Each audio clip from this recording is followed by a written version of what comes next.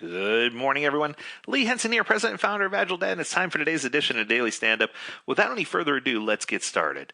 So it's Friday. Woohoo! No less Friday the 13th. I don't know, I had to. It just sounded right.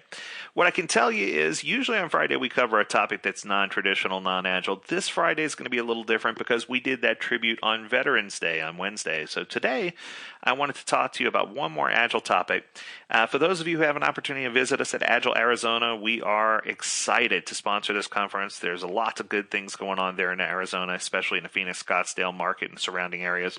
There's just a ton of Agile going on there, and it is so fun to work with Perry and the group there. They just have so many wonderful, amazing things happening.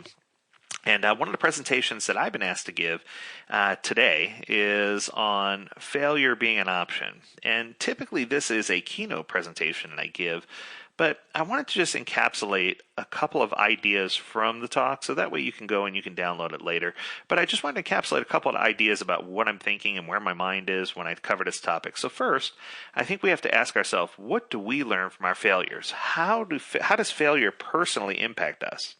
Is it something that when we fail, we shut down? Or is it something that when we fail, we press on and move forward? And I think that sometimes we don't take the opportunity to learn.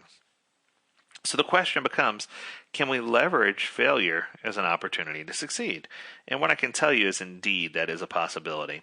Because at some point in my life, I was destined to fail. I had the cards stacked against me. I didn't have the best world put before me growing up. But I think a big piece of this is how do we define failure versus failure as the world sees it. So if we went to a dictionary and looked up the word failure, thank you Merriam-Webster or dictionary.com, we find failure means lack of success, an unsuccessful person, enterprise, or thing, the omission of expected required actions, a lack of or deficiency of a desirable quality, the action or state of not functioning, a sudden cessation of power, or the collapse of a business. Synonyms that they list are defeat, collapse, foundering, loser, underachiever, disappointment, negligence, dereliction, breakdown, malfunction, crash, collapse, insolvency, closure. The only antonym listed is success. And I found that so interesting because it brings you to the point where, wow, there's so many things to bring you down. But is failure the end, or is failure really the beginning? Where do you draw the line for failure? Where do you say you're starting or ending with failure? And I think that that's the most important thing that we need to consider. We need to ask ourselves, yes, we failed. Okay, but where do I start now? Where do I pick up the pieces? What do I do first? And I think this requires us to think differently. We need to change. Something in our mind needs to change. Something needs to trigger. And the key here is only you can decide to change your mind. A lot of people say, I'm going to wait for this outside factor to happen to change my mind, or I'm going to wait until this happens, then I'll change my mind. And it never works that way, right? What you have to do is you have to tell yourself, I can change my mind and I can change my path. So I think it's, we did the quote just yesterday about failure breeding innovation and innovation breeding success, but you have to find your true path. Have you taken time to discover exactly what you were destined to do? Where are you on your path to success, and how do you see success? Is success, related to foundational things like, your faith or your family? Is success linked to wealth or to popularity? How do you hone in and understand what drives you to success? What makes you the stronger person? What causes you to re-identify and to adjust, right? What causes you to pave your way? What vision do you have about where you're trying to go? And part of this means you got to focus on the physical you, right?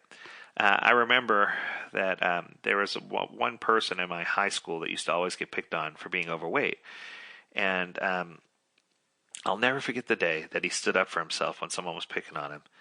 And he looked this person straight in the eye and he says, yeah, I'm fat and you're ugly. I can lose weight. There's no change in ugly. And I just thought that was the greatest comment ever, right? And he focused so much more time and energy on his physical strengths. And he went on to become a great athlete. And post high school, he went on to college and continued to play. college ball and went on to really have a successful life. And I think part of it was he could have let, all those things bring him down, but he chose not to. He chose to address things differently. And I think that the three keys that you need to have success, and this is something I often deliver as a keynote presentation. One is you need something to believe in, whether it's a faith or a foundation or some type of spiritual awakening or some type of reckoning. You need something that's going to be your rock, your foundation, something that's going to be the power behind what you do. The second thing you need is a story to tell. Now, the truth is we all have stories to tell, period. And I think that sometimes we don't look at life and say there's no such thing as a coincidence. A coincidence really isn't a coincidence. I think that everything that happens in our life was meant to happen. It's part of what creates the fabric of our story. And it's our responsibility to take the fabric of our stories and intertwine it with the fabric of other people's stories and create a beautiful tapestry called life. It's a matter about doing what you can do to make a difference, right? And asking yourself, how can I change the world? If I had the ability to have children, what would my great-grandchildren say about me? Once I'm long gone, what would other people say about me? And I think that sometimes, would you leave a legacy behind or would you easily be forgotten? I think sometimes we focus so hard on now that we miss the opportunity to leave a legacy behind. And I think it's just so important for us to do something to change the world, to do something to make a difference, to do something to stand out. And that can be a series of little things or it can be one big thing. But you need to set the goals, and that's key, number 3. You need to set an achievable goal. A lot of times I call this the Goldilocks goal because I want it to be just right, a little above our skill set. I want to earn the notches in my belt. Small goals need to be easy and understood. They need to be perfected. I think that if we spend all of our time focusing on the giant picture, which I'm not saying don't dream, but sometimes we set goals for the big picture and the results come so slowly that we often become discouraged and disenfranchised. I think it's important for us to see results, recognize success, and build on what we know, right? I think what it all boils down to is you hold the keys to do this. You can ask yourself, in a work setting, am I setting realistic expectations for my leadership, for my teams? Am I behaving in such a way where I understand what Parkinson's law is and I'm not allowing, extra time just to have the work be bloated? Am I behaving with truth and honesty and following the Scrum values? Am I practicing safe, radical candor and creating environments of psychological safety? Am I surrounding myself with people that I trust? And, people who work hard and who are smart, and they don't have to spend all their time there to get the job done because I know they're going to say what they do and do what they say. Are you surrounding yourself with people who are more articulate than you are, who can really project and do things differently so that you can have that success? And I think the key there is to understand that you need to work smarter and not always harder, right? But I think the challenge for you today, the challenge for you this weekend, pull out a notepad, write this down if you need to. Ask yourself, what is your dream? Do you dream big? And this one sounds so funny. I call it the Peter Pan. What do you want to be when you grow up? Or do you even want to grow up at all? Right? It sounds so silly, but I think that you need to ask yourself these questions. And then third, you need to say, I'm not going to let others rule my destiny. You need to control and own who you are and where you're going. And I think that's a powerful thing that you can do. And you can write down that commitment to yourself. Write a contract and sign it. That you're no longer going to let others rule your destiny, that you're going to take control. And the last one is a famous quote from Walt Disney, dreams really do come true.